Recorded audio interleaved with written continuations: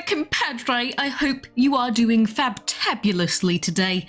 We have a brand new maze event today, and it is the brand new Spring into Action maze event, and this is one of the long maze events because it does last for 11 days, and there are, as you can see, a lot of paths. It can be very confusing. But today we are going to be going through what may be best for you, and specifically some of the things that you'll want to be looking out in this maze event, because we will be having a puzzle event tomorrow and we will be having a runner event coming up soon as well, which is why you can see that we have a flight stamps path. But the other thing to be aware of in this event is that we do have insignias in this event. I believe that there are 5 total, and you can see these. There's one here on this like light green / yellow path, and there are 3 more in this dark blue path here. So this dark blue path you can actually start on immediately if you really want, but this is the Chill Heart Dragon path, and to get the other ×2 insignias, you will need to go on the Double Ice Dragons path. So the Double Ice Dragons path is actually a key path, but it's quite an early part of the key paths. So if you wanted all of the insignias from this event, it is actually possible to get both of them very, very easily and for quite cheap. Because in the Chill Heart path, the total cost of Chill Heart's path is like 30,000 currency, which we'll get into the currency for the whole maze event in a second, like how much you can actually get.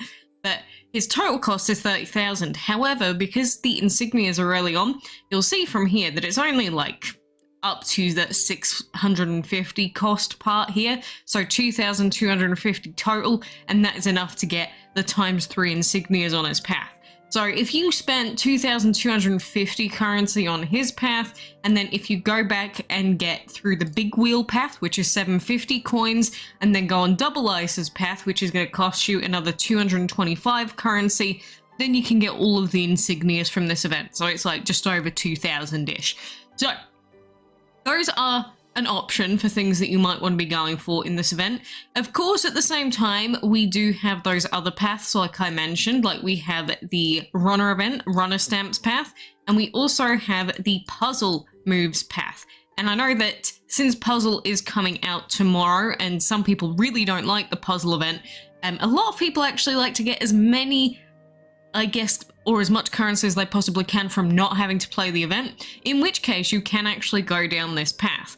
And, you know, it is random as to how many puzzle moves you get on each of these tiles, but you can get up to ×12 on this one, for example, up to 25 from this one. So it is going to be RNG as to how much value you get, ×50 out of this one.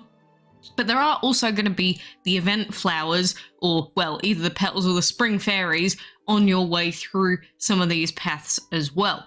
So if we talk about how much currency we can actually get grand total from this event, because, you know, we're going to have to think about a few different factors here. To start with, it is a maze event, which means it's super easy to get currency every reset. It is an 8-hour based reset event, which means every 8 hours you can get 600 currency. The way to get all of that currency is really easy. You get yourself a level 1 dragon hatched, and then you just feed him up like what I did with Horatio here earlier. And that is it. That is how you get the currency. But you have to make sure you log in every 8 hours. And so if you do log in every single 8-hour period, then we do have it here that you can actually get 9,800 currency, which I guess I'll bring up on my calculator. 19,800 currency is what you'll get from all 11 days worth of resets. Then we've got starting currency. But then on top of just logging in and doing the resets, we do also have a few other places where you can get currency from. For example, we have ads. And we may have ads like every single day for this event, or for most days of the event. And for day 1, I believe that we can get about 700 minimum. That's what I did in my calculations, 705 minimum. And that would be if you get the minimum amount from the roulette wheels, because it is possible to get 1,000 currency from one of these roulettes, which will obviously be a very nice bonus to your total currency. And then on top of ads, we do also have quests. Oh, not rescue. We don't want to be rescue anyone right now, but we do also have quests. And in the Frost Flower quest, you'll see that we've got like 50 currency, 100 currency, another 100. We've got 450 currency. And then of course we do have the Frozen Flowers, 2 of them, one on stage 5 and one on stage 10. So if you get all of these day one things together, including all of the quests, then you can collect a minimum of 20,955, but we don't know what's going to be coming in the day 2 ads, day 3 ads, that sort of thing. So this is like a small amount of currency that you'll likely be able to get your hands on. In reality, including all ads and other events, you should be able to get way more than that. And that is also another thing to keep in mind, because while we've got this maze event going on for 11 days, we are going to have that puzzle event. And of course, in puzzle events, we do have currency in puzzle events. So it's almost certainly going to be for that maze event where we're going to have these here. You'll see that we can see some of the rewards, like reward 3, reward 6, some legendary joke rolls, which are nice, 750, 1000, 1500. So depending on how well you do in the puzzle event, you may get a lot of bonus currency for the maze event as well. So realistically speaking, including all of the various events and everything like that, you could definitely see closer to 30,000 is going to be my guess, like over 30,000 or just under. Depends on how many ads you've got, but that's roughly what you can be working with in terms of total cost. Now, the question is, what are you actually going to spend it on yourself? Because I spoke about the insignias in this map, or this maze event, but there's tons of stuff that you can go for. And now, you may want to exclusively go for flowers on your way through, in which case normally the key paths, going through all of those will net you more flowers. I haven't actually counted it specifically for this event, but I'd say take into account the rewards that you can get on each path, along with how many flowers you can collect on the way, because like on the blue path we get the insignias, then the flower, but there isn't really much else in terms of event-wise that you can get from Chill Hearts section. Now, there is an interesting reward here in the form of Blooming Spring, because Blooming Springs, if you check them in the event page, they can give you Joker Orbs, which are very, very nice. So this Blooming Spring, for example, is on the brown path, which is indeed a key path, which means that you need to get through all of the other paths first to be able to get to the brown path, to then go through it, get a frozen flower there, you'll get a blue key, and then you keep going, you keep going, you keep going until you get to the Blooming Spring, which is just before you fully unlock the dragon. So this one's going to be quite expensive, actually. If we open up the brown key path for Mischievous, you'll see that we'll need it's a total cost on the path of 6,500, which is going to be just under if you're only going for the Blooming Spring, and then to actually get there is going to be another 7,120. So that's quite an expensive path, all things considered. I think what I may myself possibly do during this event, because again, there's tons of stuff that you can select. We've got that new Bloom Dragon, of course, who's in this event, which maybe you just really like the new dragon and you want to unlock it because it's part of the collection. You can do that. And according to Ditlep, at least, total cost of Bloom's Path is 9,800, which, you know, judging by 21,000 to 30,000 currency-ish, that's gonna be way more than doable for almost anyone, even if you miss loads of resets. So on this path, for example, the Bloom Path, we do have a Frost Flower, Legendary Orbs chest, Raven chest, Black chest, Legendary Joker Orbs, another Frost Flower. So there's a couple of flowers, there's some Joker Orbs and stuff, and then of course, new dragon, which you may want to get. So that may be very, very interesting for some players. Now, what I may end up doing, and same with a lot of players, is may end up going down the puzzle path, the food path, and the runner event path. The flight stamps path in particular is because runner events are also really, really nice in terms of rewards given, same as puzzle events. So like we get flight stamps, we'll get frost flowers, we'll get lucky legendary chests, and then we can get a dragon, which I don't think I've got Mystic Blizzard, so it's a new dragon. Plus there's runner event currency, plus there's a couple of other good chests in there, which may give us a good dragon. Wolf Freeze is the puzzle event path, which again we took a look at, but we've got pretty much just puzzle moves and frost flowers on this one, and then a food box, and then the dragon. So that's a very cheap path at 2,500 for the puzzle one. Mystic Blizzard being 5,300 is a bit more expensive. A path that quite a few newer players in particular may want to take advantage of, depends on how dire your situation is going to be this food path. Now, food in general, you'll probably get a lot of it anyway from going through the maze event, but there is a specific food path on the left-hand side here that is just food, and flowers. That's it. It's just food, food, food, and a flower. That is it. And if you want to go down this path, it's the Mantis path and is 7,850 total.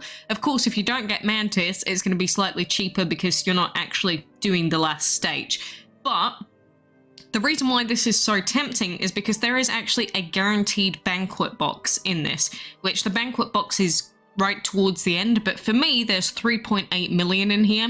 I believe it does change based on your player level, so you do have to keep that in mind, but you can get food from this, and quite a lot guaranteed in that singular box, and then the others are all going to be, well, there's medium boxes as well, which are like 200,000, then there's random boxes, which could net you even more, like you could just get more XL food boxes out of the mystery boxes, which I've done a few times, so you can end up with tons of food just from this single path alone.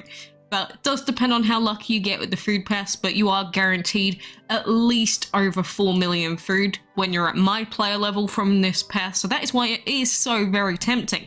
So, since I'm going to be spending all of my food on empowering High Nest in like the next not very long, because I don't know how many orbs you have, but we did finish our heroic combat quest, so I've got like 500 orbs right now, and I'm probably going to be doing more trading, so High Nest is going to be getting empowered, and hopefully we'll get those quests done just in time to get the bonus rewards from the quests. So I'm looking at the food thinking, wow, that is a tasty path. And then all things considered, we could possibly, you know, do the Insignias, and we could do, say, Wolf Freeze, Mystic Blizzard, get the new dragon, and do the food path. So that's something to keep in mind. You can either go through all of the key paths, and of course you'd have to go through Big Wheel, Double Ice, Petal, Sleeping Beauty, Rideable, Mischievous, Kitty, Clawtortle. You make your way through all of those, which Clawtortle is 10,400, all keys cost is 14,000, so that's going to be about 25,000 currency that you'll need to finish Clawtortle's full path with all the other keys, or you just go down the other paths. So that is something that you'll have to decide for yourself what you want to go for, specifically which rewards from which paths are tempting to you. But I'm just a sucker for the runner event currency and the puzzle event currency, so that's probably what I'm going to do. Doesn't mean that that is outright the only thing that you can do and the best decision for all players, because maybe you just really, really want to go for all of these spring into action petals. Maybe you are absolutely desperate for a Titan for some reason. I don't know why you would be, but maybe you would be for one of these 4 Titans. In which case, you know, maybe you just want to collect as many of these petals as you possibly can. In which case, that is up to you. Personally, I don't care for this collection too much outside of the Blooming Springs, so I don't really care about that, which is why I'm probably going to go down the other paths. But these long events are really, really quite forgiving and quite nice. Just like how we had it for the Dual Perception event when that was a super long maze event. I really like these 11-day long maze events because there's just tons of options. But I would suggest saving your currency before you start spending, because you'll see that a lot of these dragons only become available, like, say, Mr. Mantis only becomes available in 4 days' time, for instance.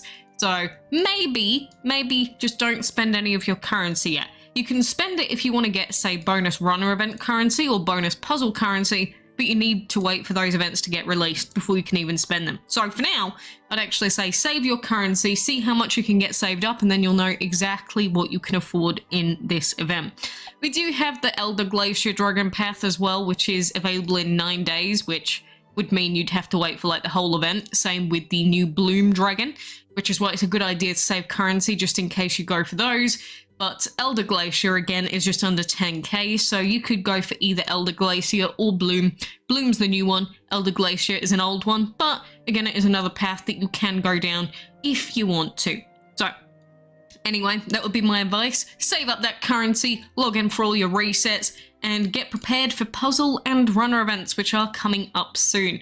Because puzzle events are still really, really good in terms of rewards, so even if you don't do the breeding from the event, you can probably still get your hands on quite a lot of these really nice rewards, quite a lot of free dragons as well, so definitely at least get prepped for the event. But anyway, that's everything I want to speak about regarding this maze event today, so best of luck. I'm going to keep breeding and hatching stuff because I want to get to 1k dragons, so for now, I wish you the best.